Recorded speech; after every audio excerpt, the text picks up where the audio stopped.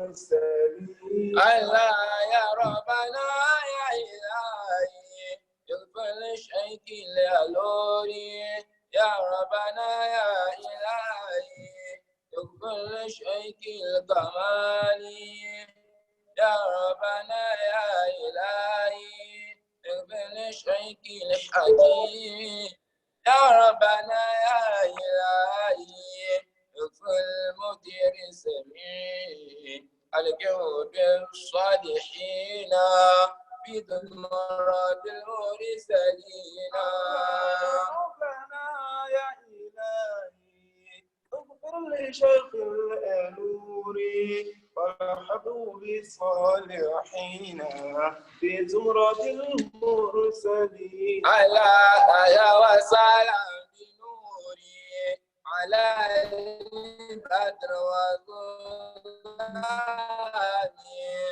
قالوا سلام عليك يا شيخ أبا يومي ربنا يا إلهي اغفر لشيخ الألوري والحبوب الصالحين في فرات المرسلين ألا وسهلا بنوري على البدر والظلام قل سلامي عليك يا شيخي يا بايا يأتي بقولي جلادي يأتي بقولي استجابة يأتي بقولي قبولي يأتي بقولي فردوسي يأتي بقولي نعيمي رحمة الله عليك يا شيخ يا بايا ألا وسهلا بنوري على البدر وظلامي قل سلامي عليك يا شيخ يا بايا قل سلامي عليك يا شيخ يا بايا بركات الله عليك يا شيخ يا بايا رضوان الله عليك يا شيخ أبايا نعمة الله عليك يا شيخ أبايا سلام الله عليك يا شيخ أبايا أهلا وسهلا بنوري على البدر وظلامي قل سلامي عليك يا شيخ أبا يومي حفظه الله تعالى ورعاه وقدس الله تعالى سره ورحمه الله تعالى آمين. الحمد لله والصلاة والسلام على رسول الله. اللهم صل وسلم وبارك على خير الأنام سيدنا ومولانا محمد صلى الله تعالى عليه وسلم وعلى آله وعلى أصحابه وعلى كل من اهتدى. أما بعد، السلام عليكم ورحمة الله وبركاته.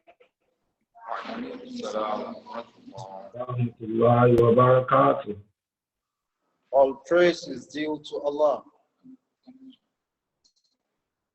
the Lord of the world.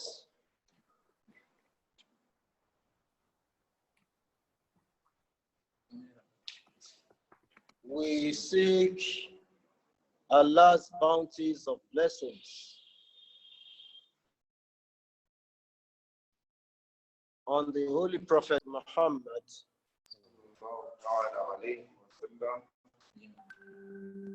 We seek same on his household and his Sahaba. Today, inshallah, we want to take a step ahead of what we started yesterday.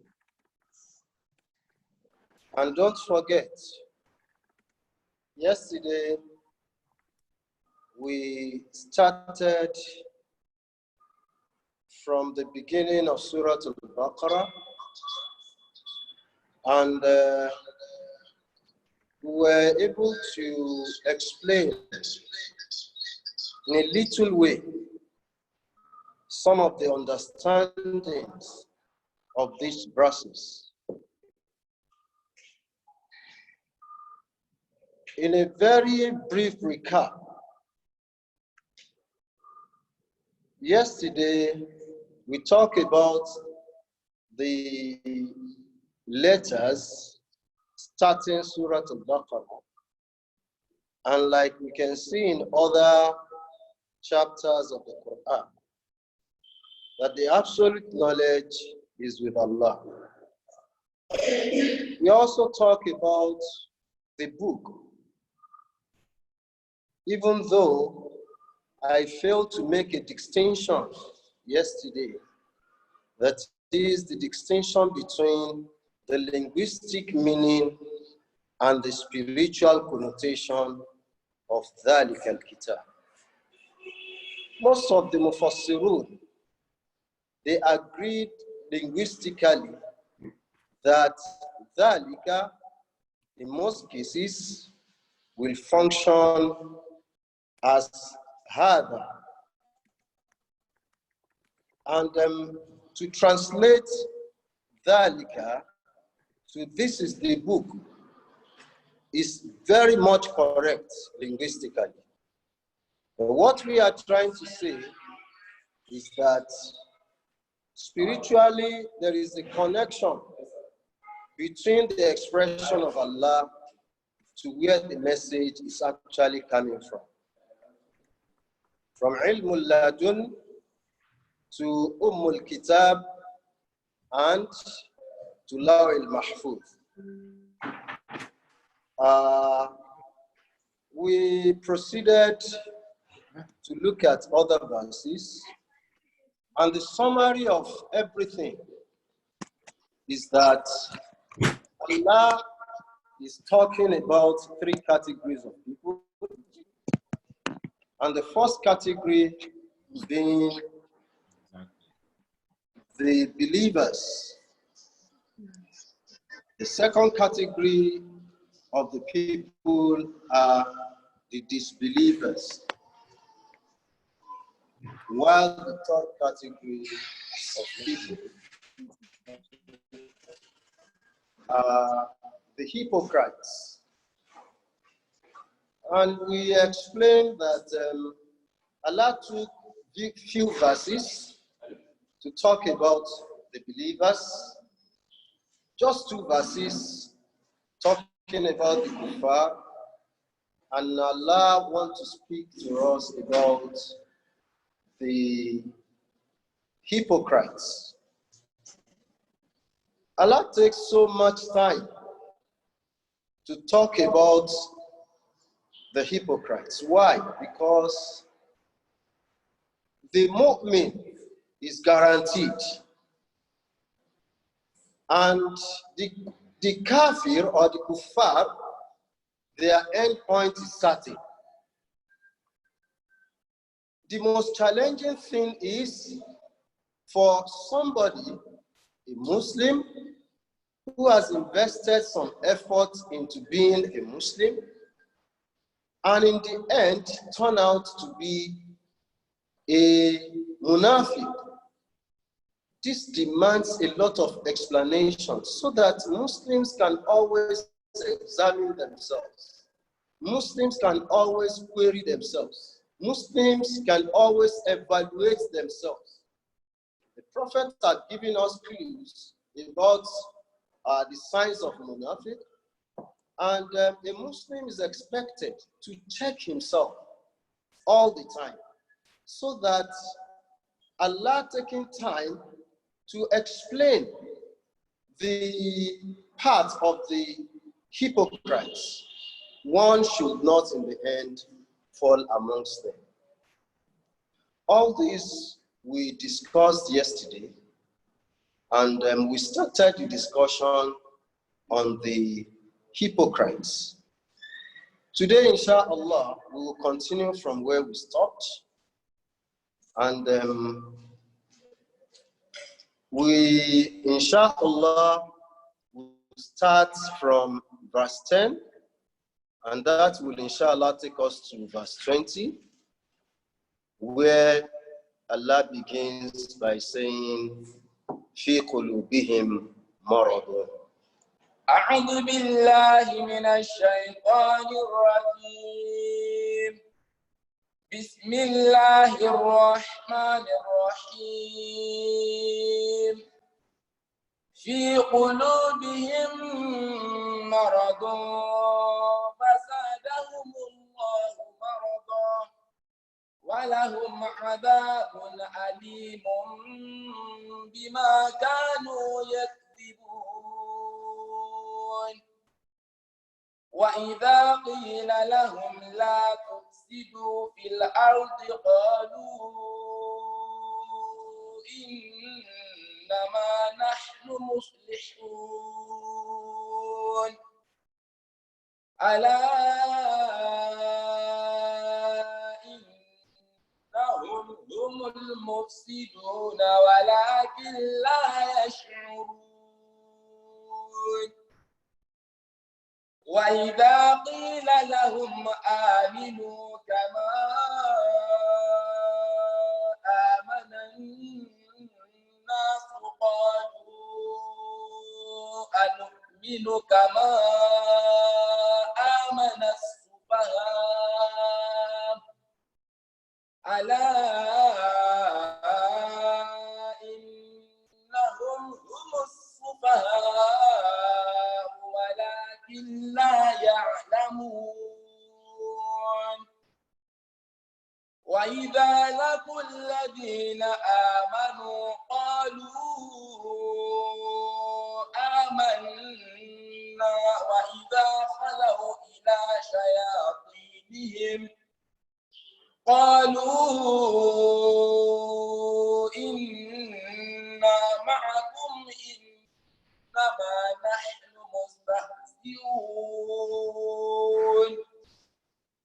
الله يستهزئ بهم ويمدهم في طغيانهم يعمهون. أولئك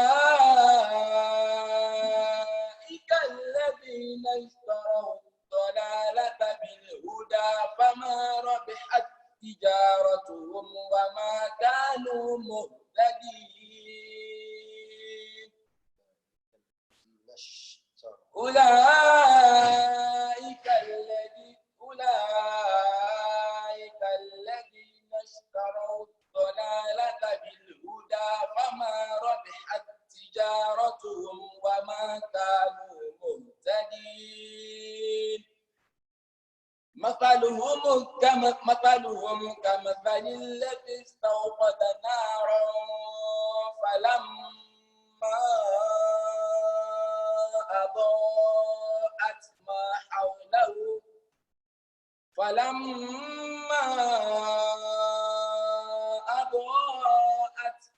حوله ذهب الله بنورهم وتركهم في ظلمات لا يبصرون.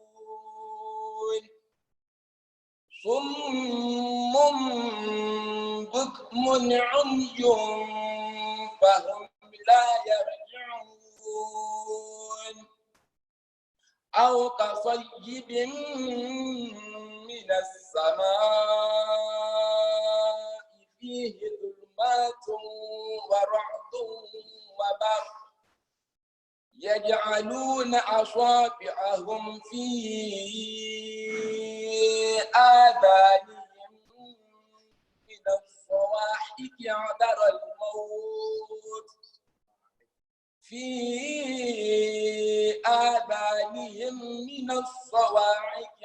حذر الموت والله محيط بالكافرين. يكاد البرق يخطف أبصارهم كلما أضاء لهم مشوا فيه وإذا أظلم عليهم قاموا ولو شاء الله لذهب بسمعهم وأبصارهم إن الله على كل شيء قدير. صدق الله العظيم. الحمد لله والصلاة والسلام على رسول الكريم. Allah says, في قلوبهم مرض. In their heart is sickness. فزادهم الله مرضا.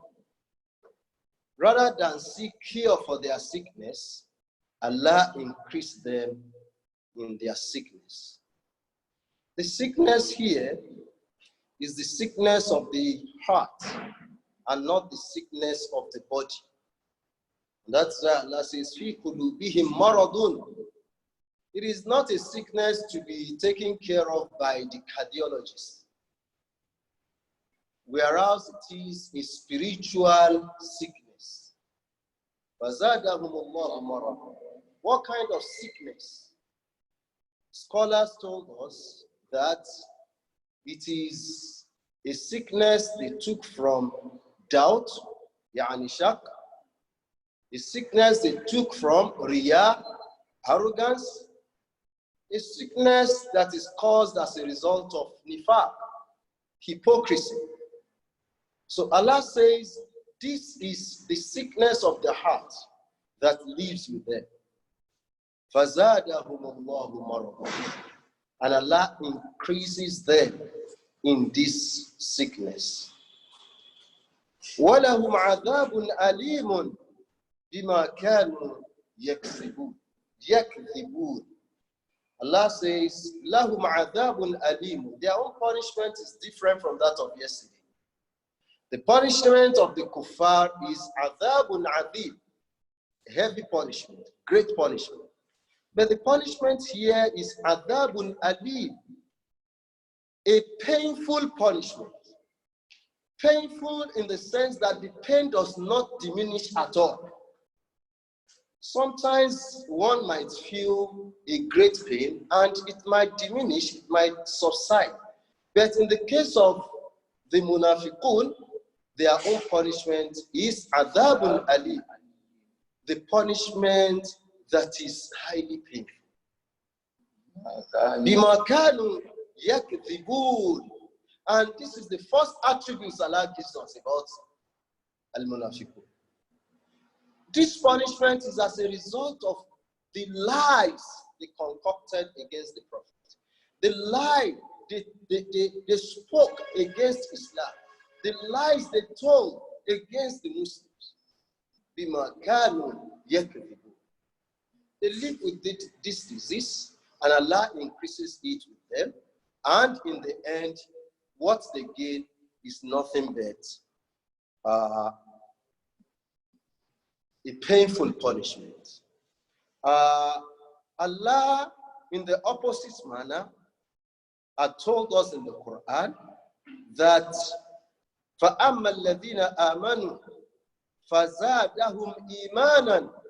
That in the case of the mu'min, the believers, Allah rather increases those ones in iman. What they have is iman.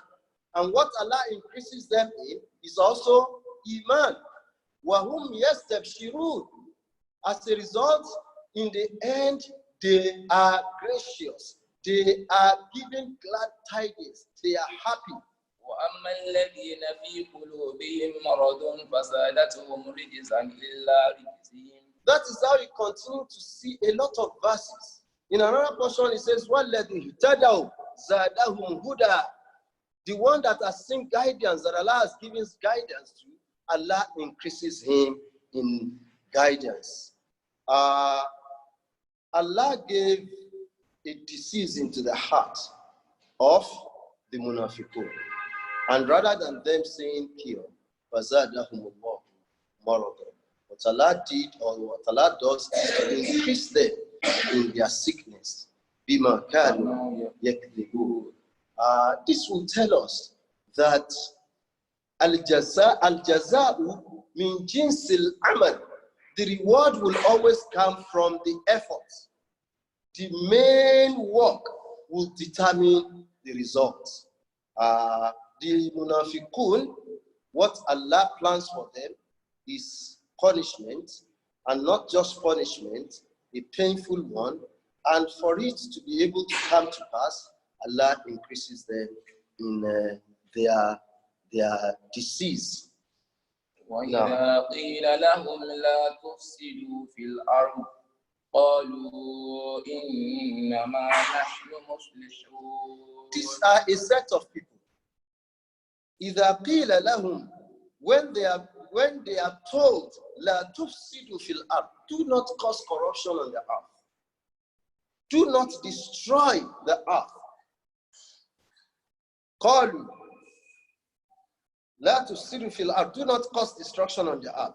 قالوا, they say إنما نحن مصلحون. We are the one that is mending situation. We are the one that is, doing the righteous thing. And what this entails is the munafiqun, like we said yesterday, they are with the Muslims. They are also with the kuffar. And people who see them with this act, they call them to caution and say, why not enter into fold of Iman completely? Why don't you have faith? Why do you cause chaos on the earth? Why do you cause corruption on the earth? This you are doing will only bring corruption amidst the people. And they will tell the people that إِنَّمَا نَحْنُ مُسْلِمُونَ.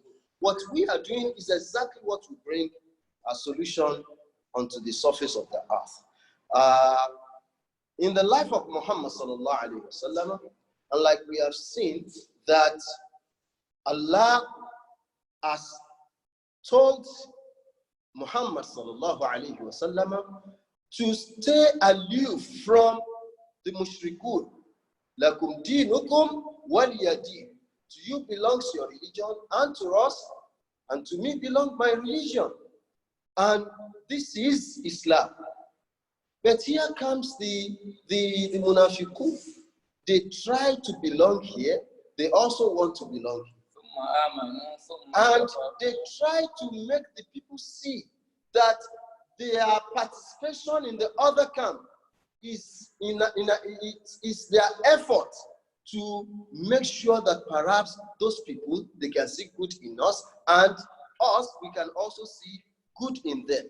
But Allah calls this facade, corruption, facade, chaos, because Allah wants the Muslim to stand firm in their faith. Allah does not in any way want Islam to mingle with any other religion. إذا قيل لهم لا تفسدوا في الأرض, when they are told not to cause corruption on the earth,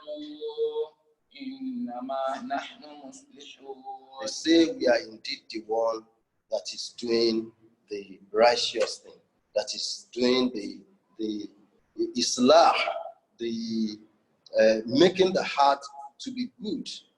Allah innahum humul mufsidun. Allah says, don't pay attention to them. Don't mind them. Humul mufsidun.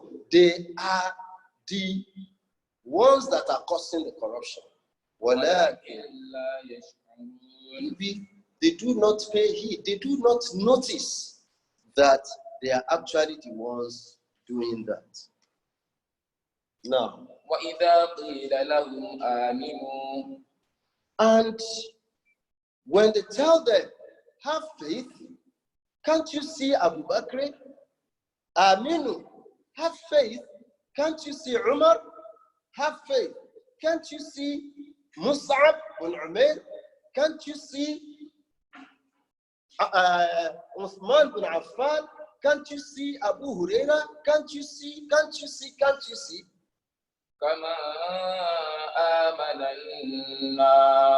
At least have faith, just like these people we mentioned, like other Sahabas, like they have faith.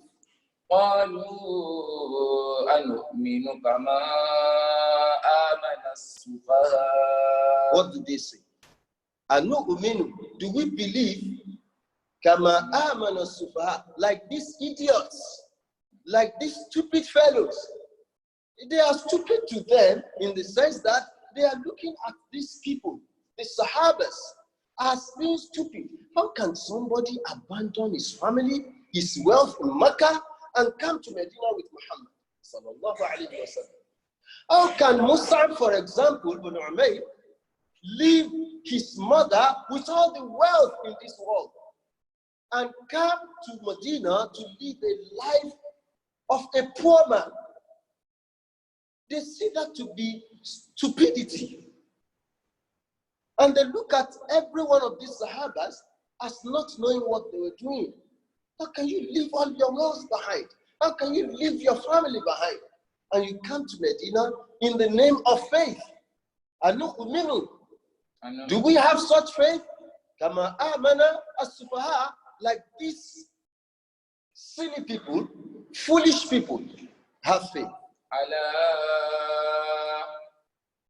ألا إنهم هم السفهاء. Then Allah says, never mind. Don't bother yourself about them. Humus sufaha, they are the foolish ones. In that they cannot understand the meaning of sacrifice. That which the Sahabas have done is called sacrifice. But they do not have that mind of sacrifice. They cannot sacrifice anything in their life. As a result, they see anybody who sacrifices as being stupid, as being foolish. And that is why when they tell them to have faith, the only thing they could say is, do we have faith like these foolish people? ألا إنهم هم السفهاء ولكن لا يعلمون. وإذا لقوا الذين آمنوا قالوا آمنا وإذا خلوا إلى شياطينهم قالوا إنا معكم إنما نحن مستهزئون. وإذا لقوا الذين آمنوا, when they meet these righteous servants of Allah, when they meet people like Abu Bakr, when they meet people like Umar, when they meet people like Abu Huraira, when they meet all these Sahabas, they tell them, we are one. We are just the same thing. We have faith like you have. Don't forget, and this is the act that makes them hypocrites. They just told the people, calling these same Sahabas Sufaha, the silly ones, the foolish ones. And when they meet the ones they term to be foolish, they say, we are like you. We have faith just like you have. But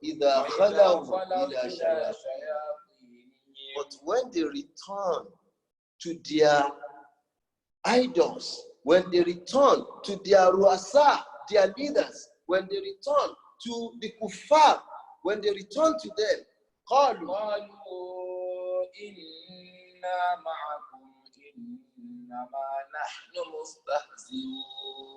they tell them point blank that don't mind us. We are fully on ground.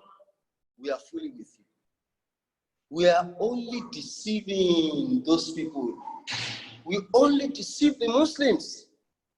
We only deceive the so-called mu'minun. We are 100% loyal, and we are with you. Allah yastahzi'u bihim wa yamudduhum fi ya'mamun. Allah yastahzi'u bihim. Allah yastahzi'u bihim. This is what they can do in this life. And when they die, Allah yastahzi'u. The first thing is, even that act they are doing, the ones that issues are clear to, they see them. And even to the kuffar, they have no weight. The kuffar do not value them. They only use them. Allah yastahzi'u bihim. In that, Allah is only ridiculing them. Allah is only making jest of them. They do not have value here, and they do not have value here. Even to the kuffar, they pledge 100% loyalty to. They just use them. They just see them as things to be toyed with and used to siphon information. And this is what the Quran says, Allah yastahzi'u. In doing that, Allah is only making jest of them.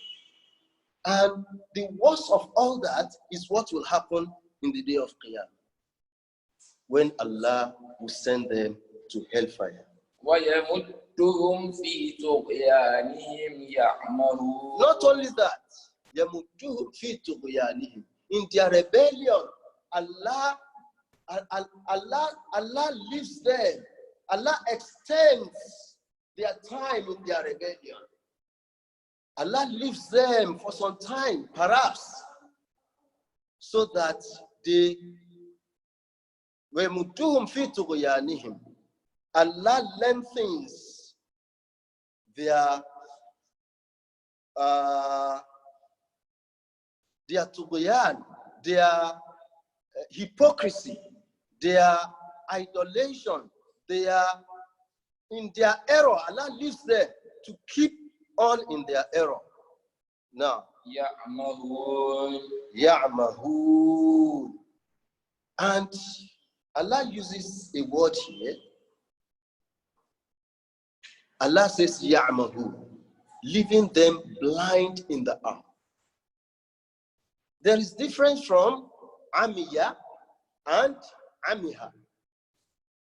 Amiya is the blindness of the eye, whereas amiha is the blindness of the heart.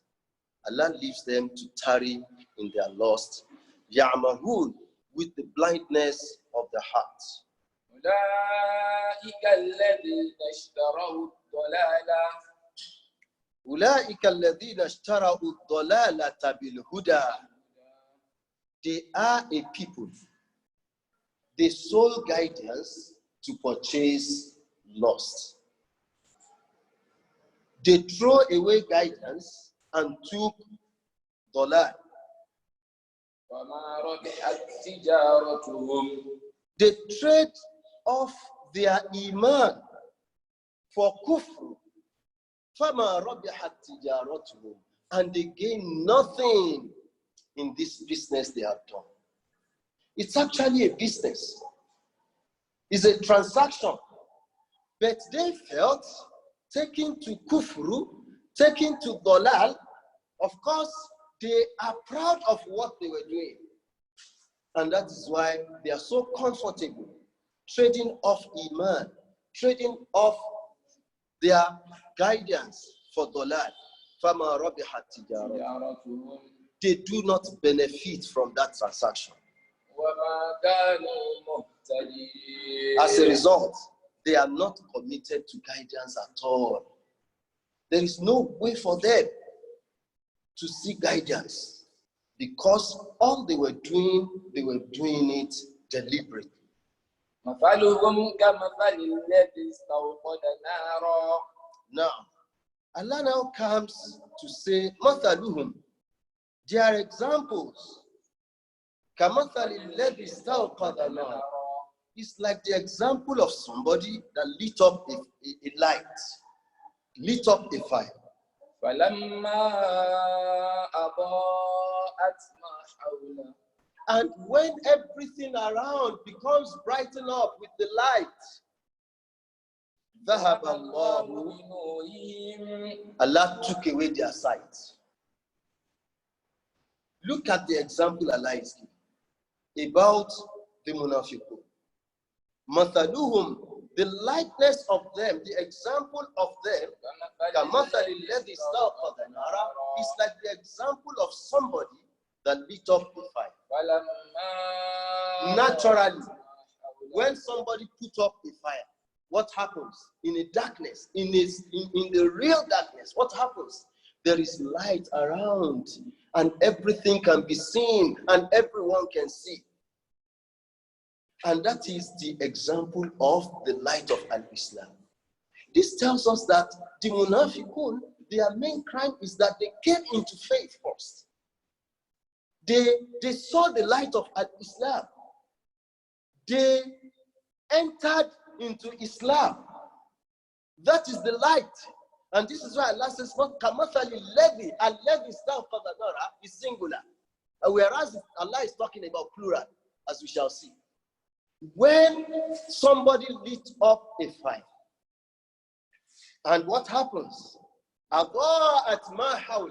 Everything around that fire becomes brightened up. We could see everything. And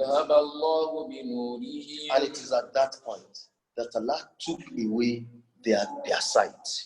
And Allah left them in deep darkness.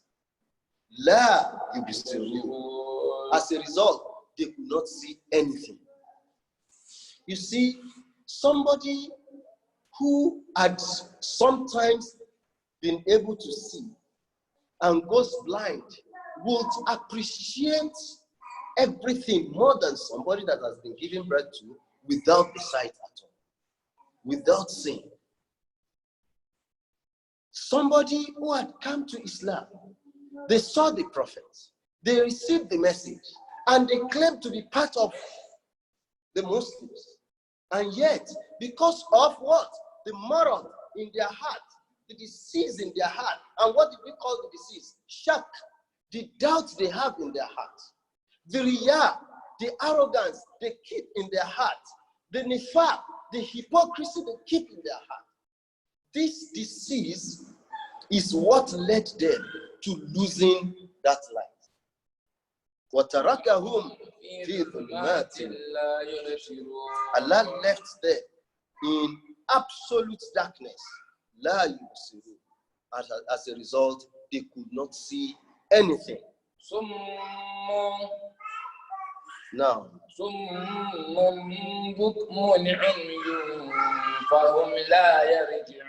and look at it. Summum, they are deaf. They become deaf.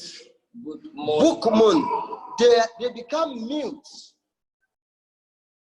Deaf is, you won't be able to hear anything. Mute is when you cannot even talk. Umyun, and they could not even see at all. Fahum la yarji'un. Allahu Akbar. Look at the bus stop Allah took them to. They saw the light. They walk in the light. ذهب الله بنورهم. Allah took away their sight. تركهم في ظلمات, left them in serious darkness, deep darkness. لا يبصرون, they could not see.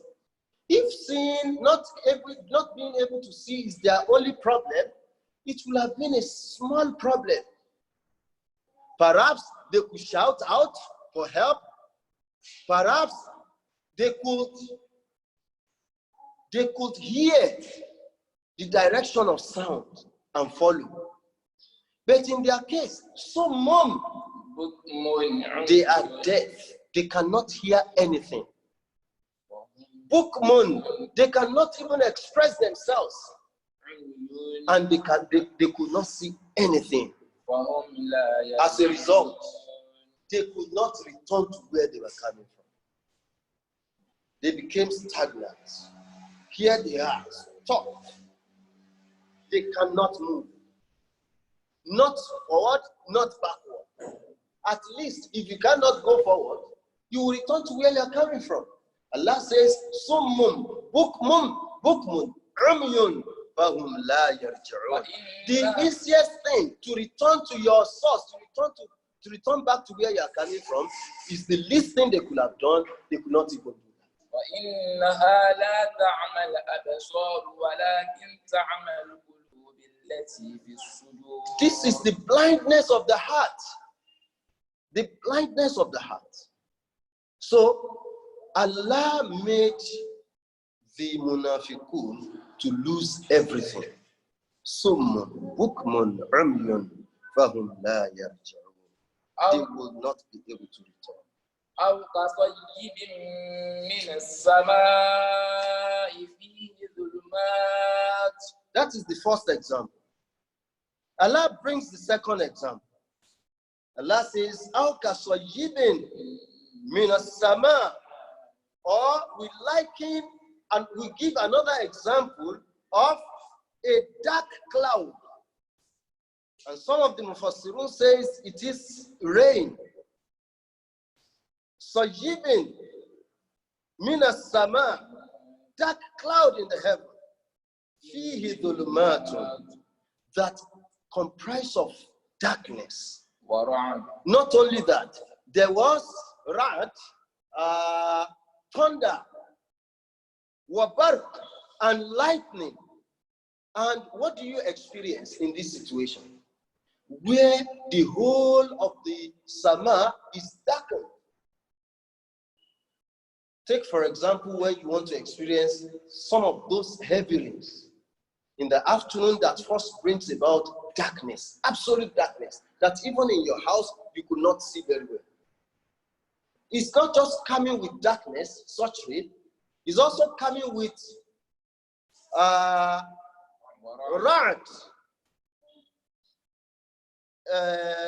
thunder.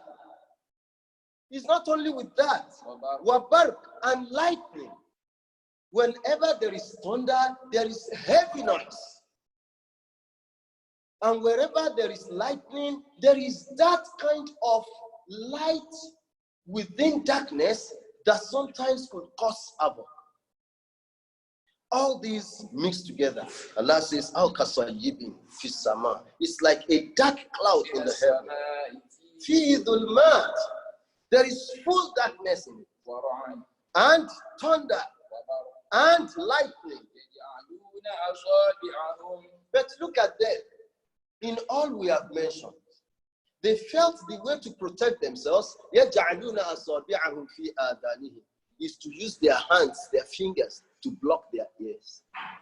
Does that save them? حذر الموت من الصواعق. حذر الموت, from such noise, fearing death, putting their hands, their fingers into their ears. والله محيط بالكافرين.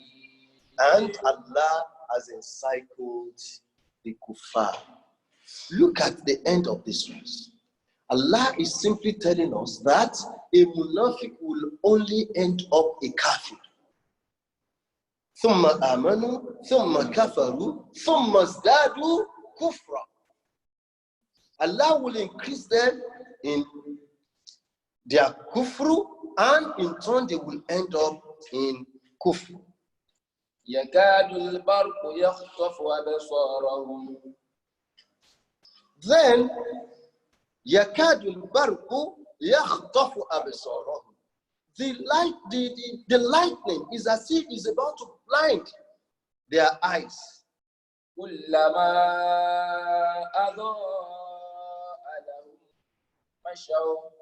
Don't forget, the first example we brought is the example of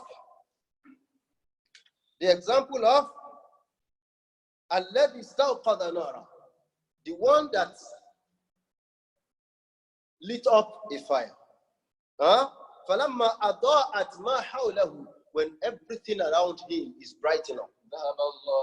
Allah took away their light and it left them in darkness. They cannot see. Summun, and Allah made them deaf. Bukmun, umyun, they are also mute and they cannot see.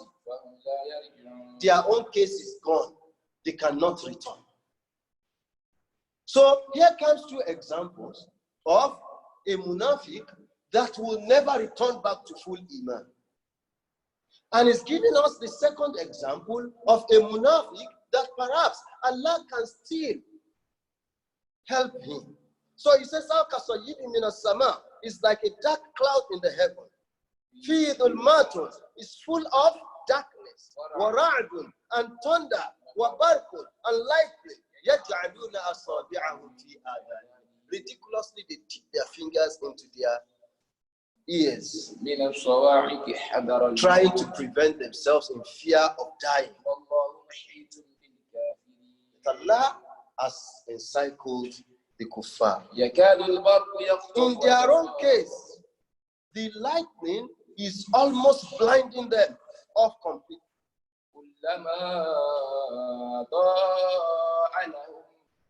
But because there is still a little with them, kullama adha alahum, whenever the lightning brings about light for them, mashaw fihi, they quickly move on. They walk using the light. Mashaw fihi, they walk in it. And when the lightning stops, when the light goes away, they stop. Invariably, the other ones could not make any progress. Because they are what? Summum, bukmun, umyun, fahum, not even going back, they cannot. But in this case, their own case is, falamma adha alahum, when the lightning brings about light, mashaw fihi, they quickly walk in it.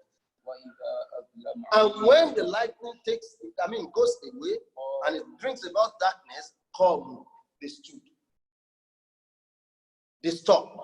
ولو شاء الله لذهب بسمعهم And Allah wills. ولو شاء الله, if Allah wills, لذهب بسمعهم وأبصارهم, He will have taken away their hearings and their sights.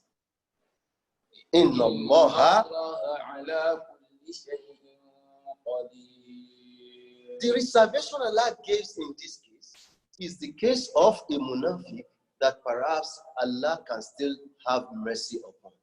And that's why it ends it as Inna Allah ala kulli shay'in qadir. Allah has power over everything. Allah has power to continue to lead them to stray, and Allah has the power to return them back to full iman. This is a position a Muslim must always check himself. A Muslim must always ask the question from himself, deep in his heart. We must check our efforts. We must ask questions about what we do. When you do things and you love that people see it, then you need to fear yourself. You need to fear for what you are doing. When you love to be eulogized, when you love that people should say one good thing, good comments about you, then you should start to ask yourself some questions. And when you cannot cry for the sake of, when you cannot cry when you recite the Quran alone in your room, but when you sit down in the mosque to recite the Quran, you cry, you should ask yourself a question. When you listen to lectures and you cannot cry when you are alone listening to lecture on your phone alone in your house, you cannot cry. And when you sit down with scholars in the mosque and you listen to lecture and you cry, you should ask yourself a question. And when you still doubt a lot of things in this religion, when your mind asks questions in the direction of doubt, then a Muslim must be extremely conscious, and he must all the time ask himself the question, just like we said about Sayyidina Umar. And as much as Allah has done for Sayyidina Umar, and as much as even the Prophet had proclaimed him to be an image of paradise, at the point of death, Sayyidina Umar was still asking Hudayfa if he was amongst the ones the Prophet mentioned. This is the level a Muslim finds himself. He asks questions, he queries his act. When you give out, don't forget about the people the Prophet told us about. Sab'atun, the 7 people that Allah will put his tent upon on the day of Qiyamah. He says, Rajulun, there is one man amongst them. Tasaddaqa bi sadaqatin, he gives out a charity. Fa'akhfaha, and he protects that charity so much. Hatta la ta'lamu shimaluhu ma tunfiqu yaminuhu. So much that his left hand does not know what the right hand puts out. This is how to be a Muslim safe from hypocrisy. May Allah assist us, may Allah help us, and may Allah make our faith a firm one in the light of al-Islam. Ẹ̀yin ará, tí a ti ń sọ bọ̀ látàárọ̀, náà ni pé lánàá a ṣíṣọ lójú Suratul Baqarah, a dẹ̀ bẹ̀rẹ̀ láti ìbẹ̀rẹ̀ níbi tí Ọlọ́run ti fi àwọn àràfin mẹ́ta kan bẹ̀rẹ̀. A sọ fún wa wípé àkótán ìtumọ̀ ẹ̀ náà ni pé Ọlọ́run ló mọ̀ pa ìtumọ̀ àwọn àràfin wọ̀nyí. A tẹ̀síwájú láti sọ fún wa nípa dhalikal kitabu la rayba fihi hudan lil muttaqin, wípé tírà náà rèé tí mi ṣe òǹpinya ẹ̀ lánàá náà ni wípé ìyàtọ̀ wà nínú ìtumọ̀ nínú èdè àti ìtumọ̀ tá a fẹ́ kó tì wá gbọ̀ngbọ̀n láti súnmọ́ Ọlọ́run. Nínú èdè gbogbo àwọn àfáà ló gbà pé Lárúbáwá máa ń sọ̀rọ̀ kí wọ́n lo ìṣàrà tó jìnnà fún tó wà nítòsí. Wípé ńgbà tọ́lọ́run bá ń sọ pé dhalikal kitab, pé tírà yẹn rèé, ó ń túmọ̀ sí wípé Ọlọ́run ọba ń sọ fún wa nípa Kùránì tó wà nítòsí. Ó ń sọ fún wa nípa àwọn àyàt tí Ànábì wa Muhammad tí ó ń kà fún wa. Ṣùgbọ́n nínú àwọn tá a lè gbọ́ tó lè sún wa mọ́ Ọlọ́run sí, tó lè wà nínú tírà tafsir, ó ní wípé ó tún túmọ̀ sí wípé ó ń túmọ̀ sí Kùránì nígbà tó wà pẹ̀lú Ọlọ́run, Kùránì nígbà tó wà ní Lahil Mahfuz, Kùránì nígbà tó wà ní Ummul Kitab. Lẹ́yìn eléyìí, a sọ fún wa wípé nǹkan mẹ́ta la fẹ́ gbé yẹ̀wò nínú àwọn àyà tá a fẹ́ kà látàná títí dé. Àwọn nǹkan mẹ́ta náà ni ìṣesí múmìnì, ìgbàgbọ́, a dẹ̀ fẹ́ wo aláìgbàgbọ́ àti àìní ìgbàgbọ́, a dẹ̀ tún fẹ́ wo ìṣe mùnáfìkì. A sọ fún wa wípé èyí tọ́lọ́run lò láti fi ṣàlàyé ìgbàgbọ́ fún wa níbẹ̀rẹ̀ súrà yìí kò ju àyà 4 lọ. Ọlọ́run fi àyà 2 péré ó fi bá a sọ̀rọ̀ nípa àwọn kèfèrí, ó dẹ̀ sọ ibi tó máa gúnlẹ̀ sí. Ó sọ ibi tí mùsùlùmí gúnlẹ̀ sí, mùsùlùmí rere. Ó sọ fún wa pé àwọn náà lèrè jẹ, àwọn náà jèrè, èrè táyé kọ́ là ń sọ, èrè tàlùkìyámọ̀. Ó dẹ̀ sọ fún wa ibi tí àwọn kèfèrí tó máa gúnlẹ̀ sí. Eléyìí ni ìyà tó tóbi.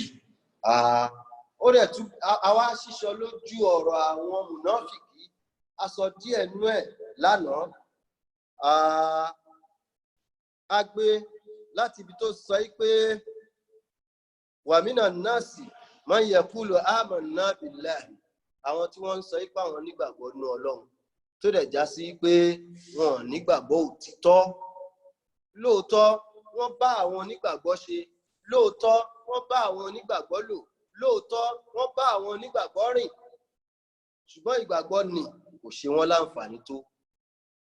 Náà gbogbo wọ̀nyí la sọ lánàá tá a fi wá bọ̀ sórí ibi tí a ti fẹ́ bẹ̀rẹ̀ lénìí.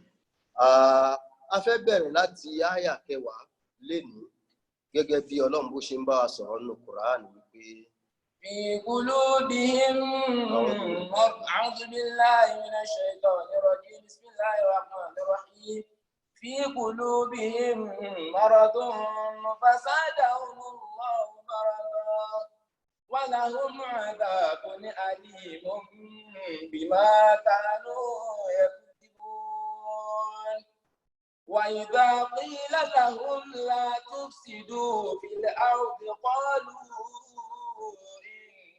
إنما نحن مصلحون ألا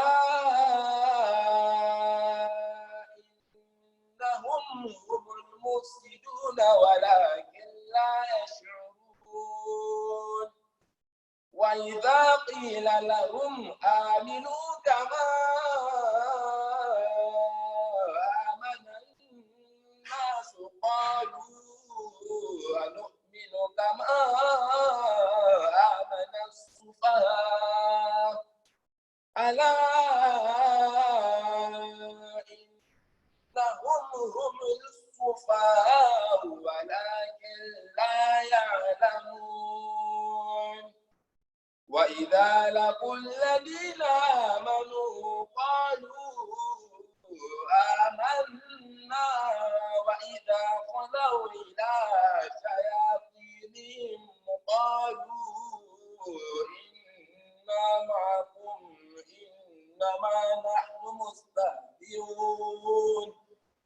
الله يستهزئ بهم ويمدهم في طغيانهم يعمهون أولئك الذين اشتروا الضلالة بالهدى وما ربحت تجارتهم وما كانوا مهتدين مثلهم كمثل الذي استوقد نارا فلما أضاءت ما حوله ذهب الله بنورهم وتركهم في ظلمات لا يبصرون صم بكم عمي فهم لا يرجعون أو كصيب من السماء فيه ظلمات ورعد وبرق يجعلون أصابعهم في آذانهم من الصواعق حذر الموت والله محيط بالكافرين والله محيط بالكافرين يكاد البرق يخطف أبصارهم كلما أضاء لهم مشوا فيه وإذا أظلم عليهم قاموا ولو شاء الله لذهب بسمعهم وأبصارهم إن الله على كل شيء قدير إن الله على كل شيء قدير صدق الله العظيم. Ọlọ́run ọba wa ń bá wa sọ̀rọ̀ níbi tó ti ń tẹ̀síwájú في قلوبهم مرض في قلوبهم مرض ọgbẹ́ ń bẹ nínú ọkàn wọn في قلوبهم مرض àìsàn ń bẹ lẹ́mìí wọn في قلوبهم مرض فزادهم الله béèyàn bá láìsàn á wo àìsàn ni ṣùgbọ́n kàkà kọ́lọ́hún wò wọ́n sàn. فزادهم الله مرضا ó ṣe lọ́lọ́run tún ṣe àlékún nínú ọgbẹ́ ọkàn wọn fún wọn ó ṣe àlékún àárẹ̀ ọkàn wọn fún wọn. ولهم عذاب أليم ìyà tí ń bẹ fún wọn ìyà tiwọn ó yàtọ̀ sí ìyà ti kèfèrí lánàá apéyà ti kèfèrí ó ní adágún làbí ìyà tó dẹ́gbẹ́ ní kílò ìyà ńlá ṣùgbọ́n àwọn tí adágún àní ìyà ẹlẹ́ta ẹlẹ́rọ. عذاب أليم بما كانوا يكذبون. ìyàtọ̀ tí ń bẹ láàrin adágún àdìm àti adágún àlím ìyà lè tóbi ṣùgbọ́n ìyà tó bá jẹ́ ẹlẹ́ta ẹlẹ́rọ ìyà tí ẹni tí ń jẹ tí ò ní fìgbà kan mọ̀dẹ̀kùn ìyà ni kò ní fìgbà kan mọ́wọ́ wálẹ̀ bíi ti ta ni ó mọ̀ ró làwọn bàbá wa ńlẹ̀ Yorùbá fi pè níyà ẹlẹ́ta ẹlẹ́rọ ìmọ̀ kánú lè ń tán fọwọ́ ní tí wọ́n pè ní rọ́ tí qulubihim marad. àìsàn tí ń ṣe wọ́n yìí àìsàn kí ni kì í ṣe àìsàn tí dókítà lè wò àìsàn ìmáṣiyèméjì nípa Ọlọ́run àìsàn ìmáṣiyèméjì nípa ànábì ìjẹ́ òjíṣẹ́ ànábì àìsàn ìmáṣiyèméjì lórí pé ṣé Islam gan pàápàá lọ́nà àìsàn mọ́tòmọ́tò káríra wa ju àwọn tó kù lọ. eléyìí náà sì ni àìsàn ìjẹ́mùnáfìkì. وزادهم الله مرضا. àìsàn ọkàn lélẹ́yìí kì í ṣàìsàn ara kò sí cardiologist tó lè wò ó. Fazadahumullahu marada, ọlọ́run wá ṣàlékún àìsàn ní fún wọn. Walahum adhabun alim. Bọ́lọ́run ti máa sọ̀rọ̀ nìyẹn. Béèyàn bá ní àìsàn nínú ọkàn tó bá ti já sí tó já sí pé láti bí àìṣedéédé ní zadahumullahu marada, ọlọ́run ó tún ṣàlékún àìsàn nìní. Béèyàn bá ní ọ̀nà mọ̀, ọlọ́run ó ṣàlékún ọ̀nà mọ̀ fún, ló fi ń pè fa'amma alladhina amanu fazadahum imana. Orí àwọn tó nígbàgbọ́ ntọ́lọ́wọ́n bá lè ṣe fún wọn náà ni kó ṣàlékún ọ̀nà mọ̀ wọn. Ọlọ́run a máa sọ bẹ́ẹ̀, walladhina tadaw zadahum huda. Àwọn tó mọ̀nà ntọ́lọ́run ó ṣe fún wọn náà, òun náà ní ìmọ̀nà. Làwọn àfáà fi pé al-jazā'u min jinsil 'amali, ẹ̀san a máa ti bí iṣẹ́ wá. Irúfẹ́ iṣẹ́ tí èèyàn bá ń ṣe ni ó máa júwe ẹ̀san tí ó gbà. Wa amma alladhina fi qulubihim maradun fazadatuhum rijsan ila rijsihim. Ọgbẹ́ ọkàn wọn ọlọ́run ó máa lékún náà ní. Fazadahumullahu maradan wa lahum adhabun alim bima kanu yakdhibun. Ìyà ẹlẹ́ta ìléru lọ́lọ́run bá pèsè kalẹ̀ fún wọn. Bima kanu yakdhibun. Torí tí wọ́n pè nírọ́, wọ́n pè ànábì nírọ́, wọ́n doubt Islam, wọ́n pè nírọ́, wọ́n ń wá àwọn mùsùlùmí ti yẹ̀yẹ́, wọ́n ń pè wọ́n nírọ́. Ìyẹn ló fà á tó yẹ jásí pé nínú gbogbo àwọn tá a fi mọ mùnáfìkì tó bá sọ̀rọ̀ yóò parọ́, òun làkọ́kọ́. Bó bá ti sọ̀rọ̀ kalẹ̀ báyìí, ìrọ̀lẹ́ bá ń bẹ̀. Ọ̀rọ̀ àwọn mùnáfìkì ó jọ àwọn sàábé lójú púpọ̀, débi pé Sayyidina Umar ń bi ànábì ìjọ kan pé kí ló dé tá a pa àwọn wọ̀nyí kúrò nínú ẹ̀sìn bàbá. Ànábì ní akrahu an yatahaddatha al-arab. Èmi kórìíra kí àwọn lárúbá kọ́ má bàa máa sọ wípé anna Muhammadan yaqtulu ashabahu. Ìṣèbánàbí náà ló ń pa àwọn èèyàn yìí. Torí pé lọ́dọ̀ ẹni tí ò ríran yóò máa wò wọ́n ń wo mùmínì, yóò máa wò wọ́n ń wo mùsùlùmí. Ẹ̀wẹ̀ ìta sọ lánàá pé gbogbo ìgbà táwọn bí o bá sọ̀rọ̀, Abdullahi ibn Ubay ibn Salul oní òkò ọbẹ̀ sókè tí ó pé tọ́ ó ń ṣẹ́ńlá ọlọ́run fẹ́ bá wa sọ̀rọ̀ o, ẹ jẹ́ ká jẹ títí o, ẹni tó ń dìde tó ń ṣe wẹ̀ káà nìkan lè pa. Gbogbo ará ayé ni ó wo ànábì ní wò wípé irú èèyàn wo leléyìí. Ìyẹn ló fà á tó ṣe sọ fún wa pé táwọn àáfàá fi sọ pé adájọ́ kì í fi ìmọ̀ tí ó mọ̀ nípa ẹjọ́ tán gbé wá dájọ́. Ẹgbẹ́ ọlọ́run tó. Allahu Akbar. Ẹjọ́ tó bá rò ó lẹ̀ ni ó fi dájọ́. Bánábì tí wàá mọ̀ wọ́n tán yẹn, ànábì ò wá ní máa mú dájọ́ wá pé ẹ̀pà ilé. Torí pé nǹkan míì lára yóò máa sọ. Làwọn àáfàá fi pé adájọ́ kò ní fi nítorí tó mọ̀ kódà kó dá lójú, kò ní fi dá ẹjọ́ no court.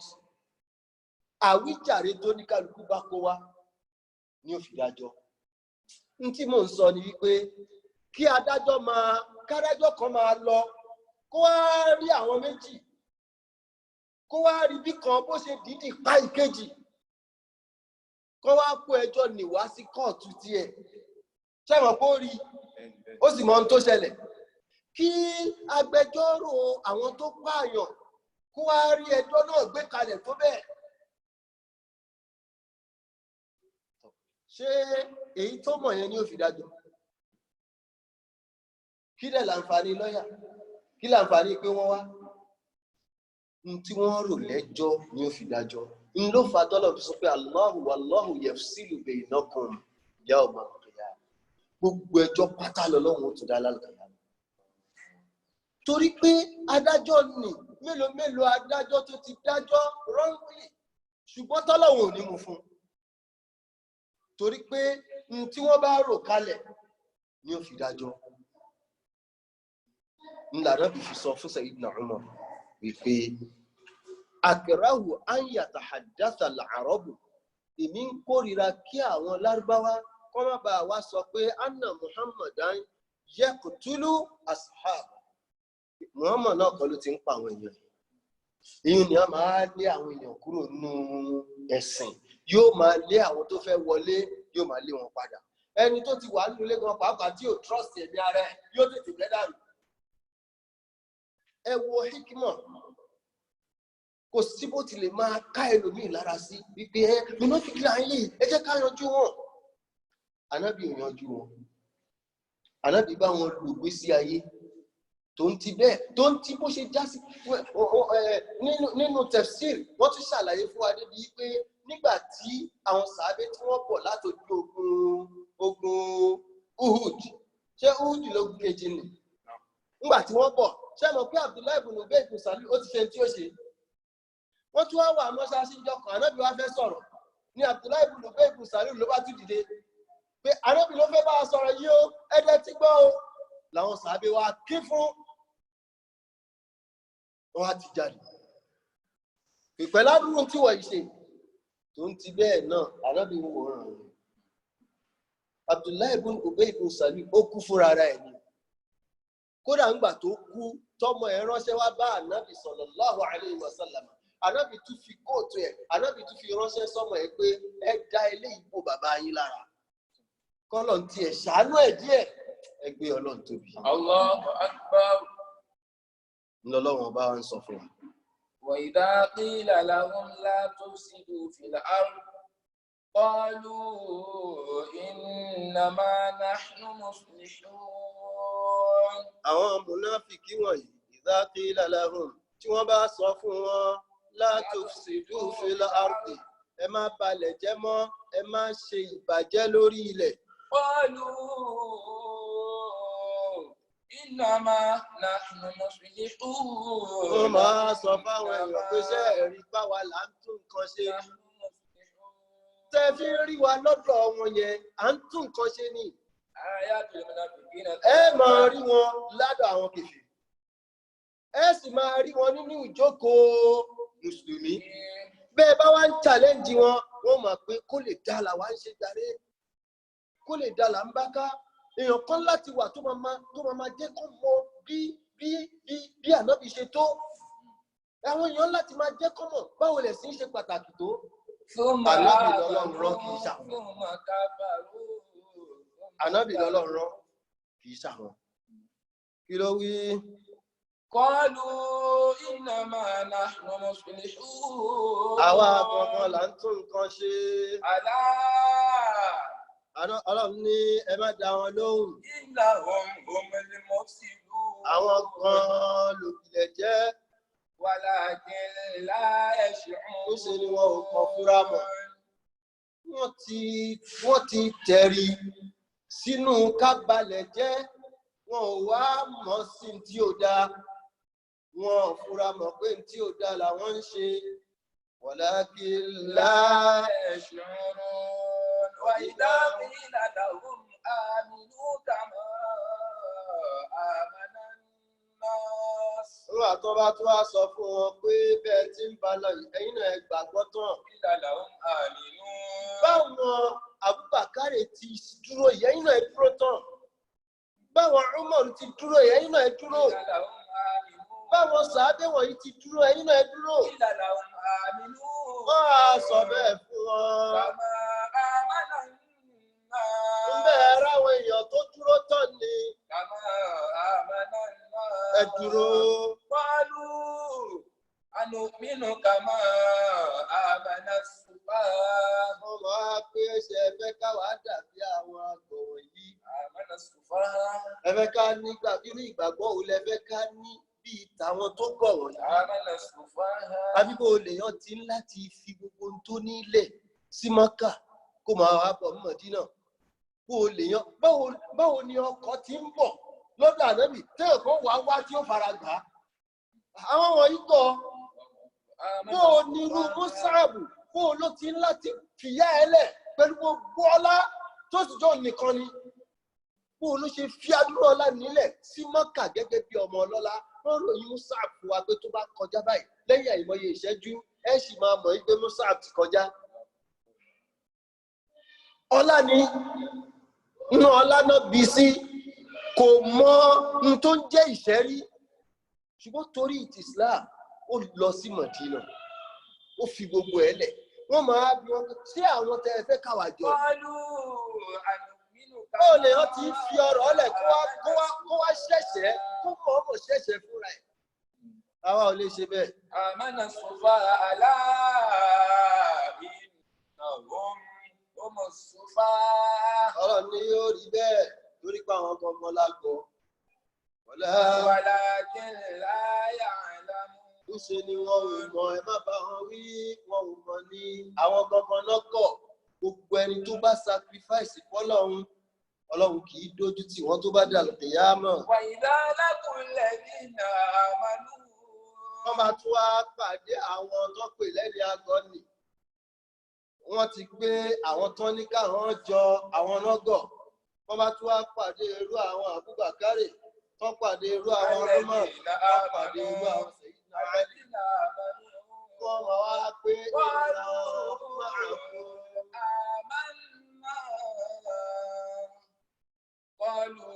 àmánà.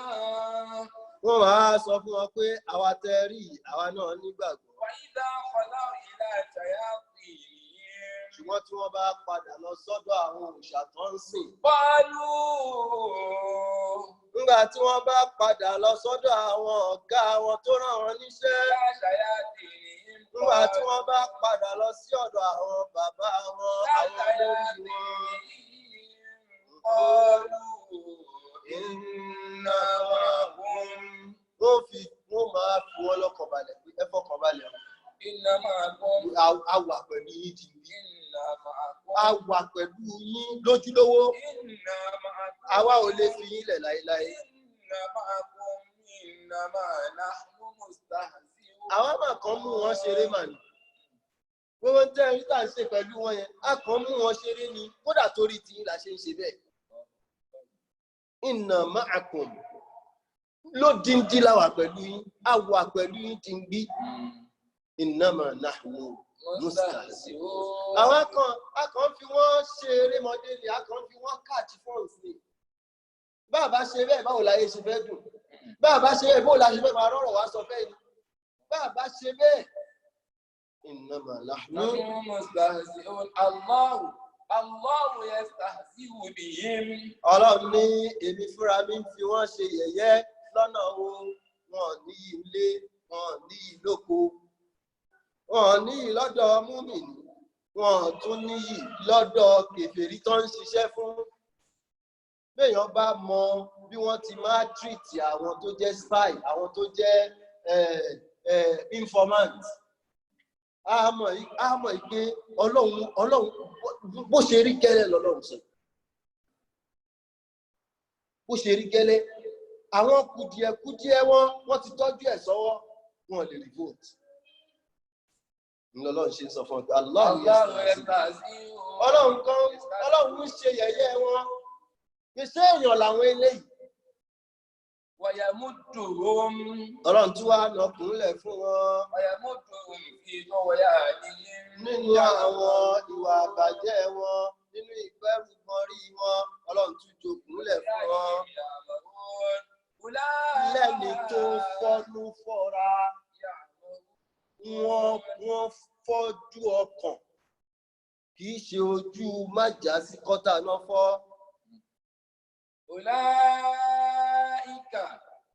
Ulaika alladhina ishtaraw ad-dalalata bil-huda. Àwọn tá à ń sọ̀rọ̀ yìí, alladhina ishtaraw ad-dalalata bil-huda. Àwọn ni wọ́n ta ọ̀nà mọ̀ tí wọ́n fi ra ànù. Wọ́n ta oríire, wọ́n fi ra orí burúkú. Fama rabihat tijaratuhum. Wọ́n ta ọlà, wọ́n fi ra òṣì. Fama rabihat tijaratuhum. Èrè kí náà wà jẹ níbi òwò tán ṣe yìí, wọ́n jèrè kankan.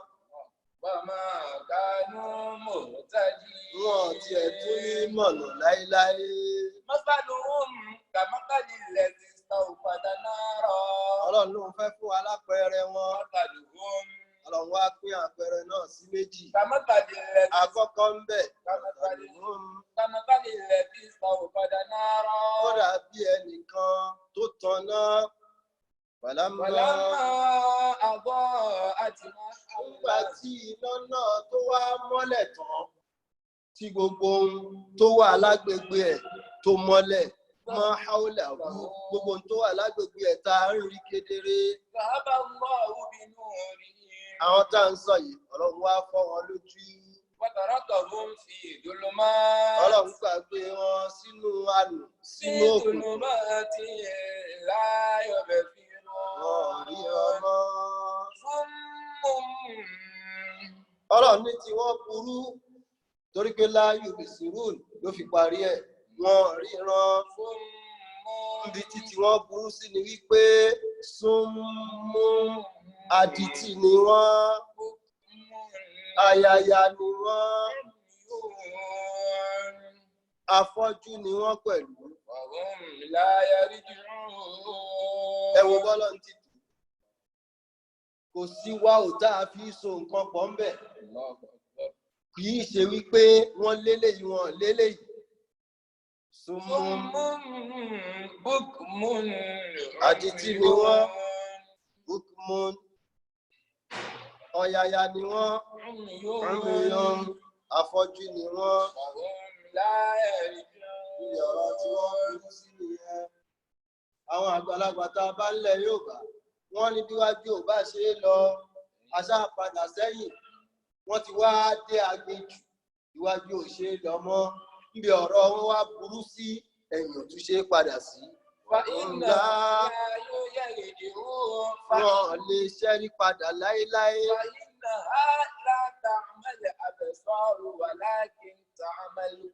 Àwọn wọ̀nyí làwọn tọ́lọ́wọ́n bá ti fọ́ wọn lọ́kàn. Ojú ọkàn wọn Ọlọ́run ti fọ́. Wọn lè rí n tó dá mọ́. Wọn wá ní kúrò lójú kan. Ibẹ̀ náà ti máa dòyìká torí pé ojú tó yẹ kán fi ríran kán fi ríwájú wọn ò lè lò ó mọ́. Ẹnu tó yẹ kán fi lọ́gun ẹgbà wá wọn ò lè rí lò. Etí tó yẹ kán fi gbọ́ tán bá tiẹ̀ gbọ́mú ẹsẹ̀ àbọ̀ kófìrí pa àwọn kan kọjá kò tún sí yẹn náà ń bẹ̀.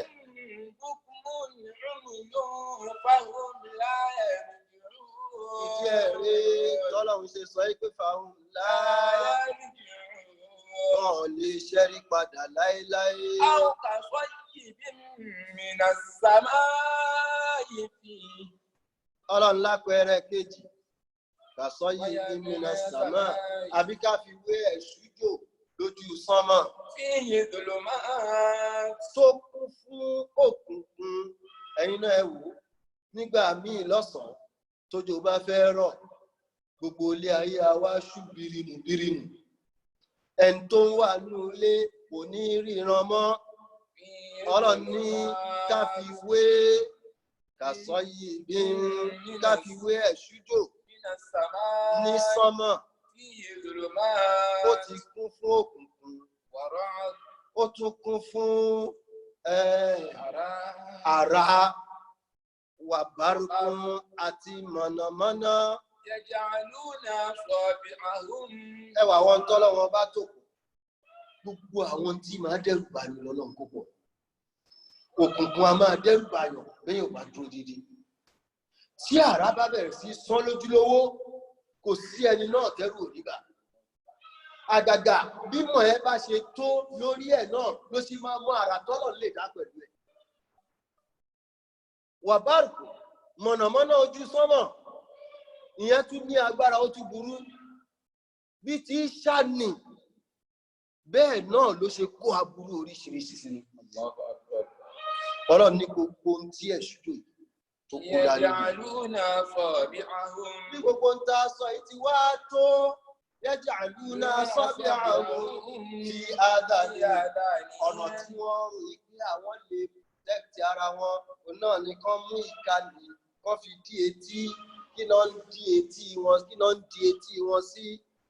Sára ni àbí mọ̀nàmọ́ná àbí tòkùnkùn? يجعلون أصابعهم في آذانهم من الصواعق حذر الموت. lẹ́ni tó ń páyà ikú. ṣé ká fọwọ́ di tí ṣó ṣègùn èèyàn níbi ikú?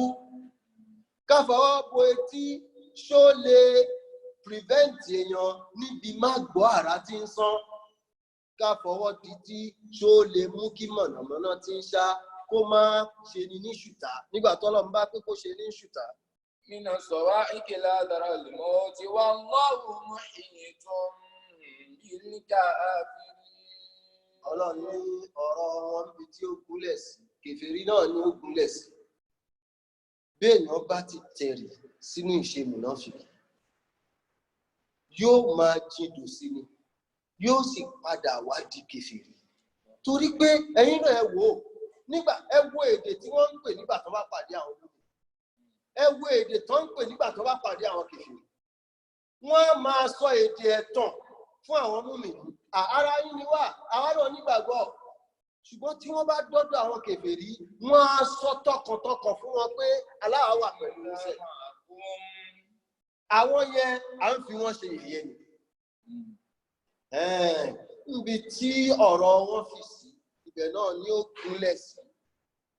ló ṣe sọ wípé wallahu muhitun bil kafirin. Allahu waliyyul ladina amanu yukhrijuhum minadh dhulumati ilan nur والذين كفروا أولياءهم طاغوت يخرجونهم من النور إلى الظلمات أولئك أصحاب النار هم فيها خالدون. ẹni tó bá jẹ́ tọ́lọ́run, Ọlọ́run máa ṣàlékún ọ̀nà mọ̀ fún wọn. ṣùgbọ́n ẹni tó bá jẹ́ mùnáfìkì, Ọlọ́run á máa gba àwọn ìmọ́lẹ̀ díẹ̀díẹ̀, àwọn ìmọ́nì díẹ̀díẹ̀ tó kù lára wọn á máa gbà á kúrò. والله محيط بالكافرين يكاد البرق يخطف أبصارهم. bárùkù mọ̀nàmọ́ná ni ó fẹ́ dì wọ́n lójú, ó fẹ́ fọ́ wọn lójú, ó tó kó fọ́ wọn lójú. كلما أضاء لهم. ṣùgbọ́n àǹfààní táwọn ní, àǹfààní kan sì kù fún wọn. àǹfààní náà ni pé Ọlọ́run ò tí ì gbójú wọn. bí mọ̀nàmọ́ná ní ṣe tó ó fẹ́ fọ́ wọn lójú ni kì í fọ́ wọn lójú. wọ́n sì ń ráǹfààní ojú nílò. يكاد البرق يخطف أبصارهم كلما أضاء لهم. nígbà tí mọ̀nàmọ́ná ní bá wá ṣá tó wá tan ìmọ́lẹ̀ fún wọn, wọn á wá tẹ̀síwájú nínú ìrìn àjò wọn. وإذا ظلم عليهم tó bá tún ti pajúdé, tó bá tún ti mú òkùnkùn wá, وإذا ظلم عليهم قاموا. wọn á tún dúró. ọ̀rọ̀ tiwọn ó yàtọ̀ sáwọn tàkọ́kọ́. àwọn ò lè lọ síwájú, wọn ò lè lọ sẹ́yìn, ojú kan tí wọ́n wà. ọ̀rọ̀ wọn ti parí. ṣùgbọ́n àwọn tìín, àwọn tí wọ́n sì láǹfààní ojú tí ò tí ì fọ́. tí ìmọ́lẹ̀ bá ti wá dé, wọ́n ń lo àǹfààní ìmọ́lẹ̀ ní láti fi máa tẹ̀síwájú. níbi ìmọ́lẹ̀ ní bá gbé wọn dé, ibẹ̀ náà náà tún ti dúró. eléyìí Ọlọ́run ń pòwe fún wa ní wípé tó bá wò òun lè fi mùnáfìkì ilẹ̀ kó túbá. òun lè fún láǹfààní kó máa rí progress díẹ̀. kí ló sọ? ولو شاء الله لذهب بسمعهم. tó bá já sí Ọlọ́run fẹ́ ní ojú tán fi ń rí mọ́lẹ̀ nì yóò ti gbà á kúrò. wọ́n á wá dàbí àwọn tàkọ́kọ́. ṣùgbọ́n Ọlọ́run ò ṣe bẹ́ẹ̀, ó fojú nílẹ̀ fún wọn. tó bá ti tí mọ̀nàmọ́ná bá ti wá ṣá, wọ́n á wá láǹfààní láti tẹ̀síwájú. tó bá tún ti pajúdé tó kù tún ti kù, wọ́n á tún dúró. torí ìrìn ò ṣe é rìn nínú òkùnkùn. ولو شاء الله لذهب بسمعهم. Ọlọ́run ọmọ ni tó fojú lẹ̀ fún wọn, torí tó bá fẹ́ ó lè gba ojú ni kúrò lọ́wọ́ wọn. بسمعهم وبصرهم. ó lè gba etí wọn kó tún gba ojú náà kúrò lọ́wọ́ wọn. إن الله على كل شيء قدير. ẹ̀wù Ọlọ́run walau sha'a Allah tó bá já sí Ọlọ́run fẹ́ ni la dhahaba bisam'ihim etí tán fi ń gbọ́ nígbà tí àrá bá ń sán ni Ọlọ́run lè gbọ́ ẹni tí ò bá gbọ́ nǹkan kan kò lè mọ̀ ká ń sá fún nǹkan kan tó bá fẹ́ ni tọ́lọ́run bá fẹ́ ni Ọlọ́run lè gba ojú ni kúrò lára wọn béèyàn ò bá rí tí ò bá ti gbọ́ tí ò rí ó ti tán Ọlọ́run má ṣe wá bí ajá ọlọ́dẹ tó fẹ́ sọnù làwọn bàbá fi pé kò ní gbọ́ fèrè o kò ní gbọ́ fèrè ajá tí ó nù lọ kò ní gbọ́ fèrè kò ní gbọ́ fèrè kò ní gbọ́ fèrè ajá tí ó nù lọ kò ní gbọ́ fèrè. Inna Allaha ala kulli shay'in qadir. Ọlọ́run lágbára ní Allah ala kulli shay'in qadir. gbogbo nǹkan lágbára Ọlọ́run bá ká. Eléyìí àǹfààní ni fún wa láti máa gbé iṣẹ́ ọwọ́ ara wa yẹ̀wò, láti máa ṣe ìwádìí ọkàn wa wò lórí wípé ṣé àwa náà ṣé àní tí à ń ṣiyèméjì lórí ẹ̀ ẹlòmíì ṣì ń ṣiyèméjì lórí Ọlọ́run iṣẹ́ Ọlọ́run yẹn wà dá téèyàn bá pera ẹ̀ ní mùsùlùmí tó bá ń ṣiyèméjì lórí Ọlọ́run bíbẹ Ọlọ́run ó ń tọ̀hún ti ń sọnù díẹ̀díẹ̀ torí pé tó bá jẹ́ gbogbo tọ́nà ń ṣe sára wa lásán ó tó sọ fún wa pọ́lọ́run bá wa ó tó sọ fún wa béèyàn bá sì ń ṣiyè lórí wípé ṣé gbogbo ohun tí Kùránì sọ yìí náà ṣá ṣé gbogbo ẹ̀ náà la máa tẹ̀lé ṣá. wàmínà náà sì máa ń dájú ló fi la ìbẹ̀kọ́ ìdírin kó tètè máa bẹ lọ́run fẹ́bi ara ẹ̀. béèyàn bá sì wá ń ríra ẹ̀ lẹ́ni tó dájú àwọn tó kù lọ kírú ẹni bẹ́ẹ̀ kó máa fura láti bira ẹ̀ níbèrè pé ṣé mi sí ní ìlànà tọ́lọ́run ò fẹ́ dé ntọ́lọ́run bá ń gbìyànjú láti ṣe fún wa Ọlọ́run ọba ń fẹ́ ká fọ ẹ̀mí wa mọ́ kúrò níbi gbogbo tí ń jẹ́ nífà ìjẹ́ ìṣekúṣẹyẹ ìjẹ́ mùnáfìkì ẹ̀mọ́ táwọn bàbá wa pè ní afàkàbàgebè àkàbà bó ti gùn tó ṣe ebè wá jẹ́ tá à ń fi àkàbà gùn ṣèyí ṣọ̀hún làwọn bàbá wa tún pè òun náà lẹ máa rí bí òun náà lẹ tún rí bí Ọlọ́run má ṣe wá lálábòsí o torí pé èèyàn lè lówó láyé kó já lábòsí èèyàn lè bímọ kó já lábòsí náà fi pé alábòsí a máa lówó alábòsí a máa bímọ àtúbọ̀tán alábòsí kò ní dára àtúbọ̀tán alábòsí kò ní dára àtúbọ̀tán alábòsí kò ní dára. وصلى الله على سيدنا محمد وعلى آله وأصحابه وسلم. سبحان الله وبحمده سبحان الله العظيم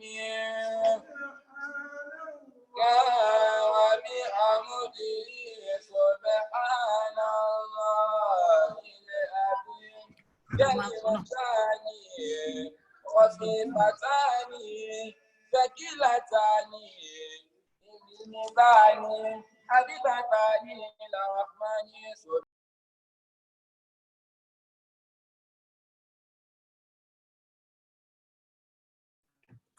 Alhamdulillah Rabbil Alamin. Adúpẹ́ lọ́wọ́ àwọn ọ̀rọ̀ ìswà fún wáàsí tí wọ́n ṣe fún wa kí Ọlọ́run jọba lékelá kó bá wa fi àlùbáríkà sí. Amen. Inshallah, àwọn tá bá ní ìbéèrè, if we have questions, please, if you can raise up your hand, or better still, if you can send the question via chat, we will appreciate it. If you have questions. I have a question from Hajia Amira. Royce, mo ṣe bẹ́ẹ̀ pé ẹ̀ ń gbọ́ ìbéèrè sà.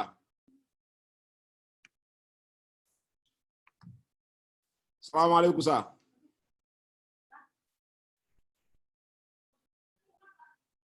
Assalamu alaikum, sir. Alaykum assalam. Now, we have a question from Ajia Amira. Mo rò pé ẹ ti yọ ọjọ́ kan sọ́tọ̀ tẹ́ fẹ́ máa béèrè ni. Àwọn èèyàn kan lọ́kàn tó ń sọ pé tó bá ti kọ ìbéèrè yẹn sìn tó bá ti lọ ó ti lọ nìyẹn but bóyá kankan béèrè lẹ́yìn nìkan for the sake of today, inshallah. Káwá bá mi ṣe sà. So she said you made mention of 3 verses of Surah Al-Baqarah yesterday. What is the advantage of reading those verses? Àti sọ́lá náà, a ní àyà mẹ́rin tó bẹ̀rẹ̀ Suratul Baqarah àti Ayatul Kursi ó di 5 àti àyà méjì tó tẹ̀lé Kursi yìí. Kí ló tẹ̀lé? Wa huwa al-aliyyul azim. La ikraha fid-din. قد تبين الرشد من الغي فمن يكفر بالطاغوت ويؤمن بالله فقد استمسك بالعروة الوثقى لا انفصام له والله سميع عليم. الله ولي الذين آمنوا يخرجهم من الظلمات إلى النور دبتودي àti ó di méje àti àyà mẹ́ta tó parí Suratul Baqarah láti lillahi ma fi samawati wa ma fi al-ardi wa in tubdu ma fi anfusikum aw tukhfuhu yuhasibukum bihi Allah fayaghfir liman yasha'u wa yu'adhibu man yasha'u wallahu ala kulli shay'in qadir. àti tó tẹ̀lé àti tó parí ẹ̀ la yukallifu Allahu nafsan illa wus'aha. Tó parí ẹ̀ pẹ̀lú gbogbo àwọn àdúrà tó parí ẹ̀. A ní gbogbo ilé tó bá ti ń kí àwọn àyà mẹ́wẹ̀ẹ̀wá ní èṣù òní rọ́nà lọ́nbẹ̀, èṣù òní wọ́bẹ̀. Ìtànà bí sọ fún wa nìyẹn. Wallahu ta'ala a'lam. Mashallah, jazakumullahu khairan. Ìbéèrè kejì tó jẹ́ èyí tá máa fi kásẹ̀ nílẹ̀ ni wípé what is the significance of the Surah Al-Sajda every day for Muslims? The significance of reciting Surah Al-Sajda every day for Muslims. Now,